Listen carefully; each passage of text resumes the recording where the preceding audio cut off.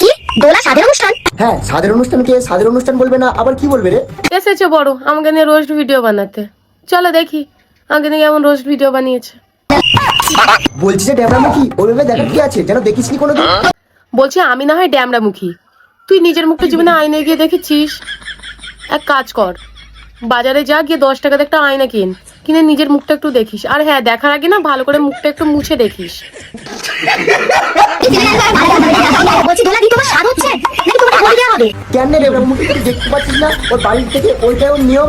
হ্যাঁ দাদা, আমি জানি যে ওটা দোলাদের বাড়ির নিয়ম, আর এই ব্যাপারে তোমার ভাষণটা না দিলেও চলবে, কারণ আমি এই ওয়ার্ডটার জন্য দোলাকে আমি সরি বলেছি আর সরি ভিডিও আপলোড করেছি।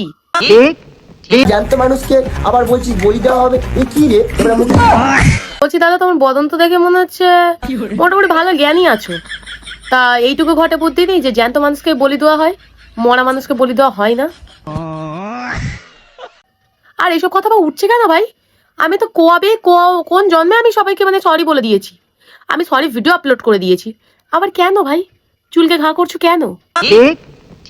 ও যদি হয় মঞ্জুলিকা, তুই কি হবি ড্যামরামুখী? দেখ, তোকে আমি আগেই বললাম যে আমি ড্যামরামুখী হয়ে যা হয় সেটা আমি জানি। তুই আগে নিজের মুখটা গিয়ে আয়নায় দেখ, বুঝলি তো? সরকার হিরো আলম আইসে রোজ করতে আইসে হিরো আলম।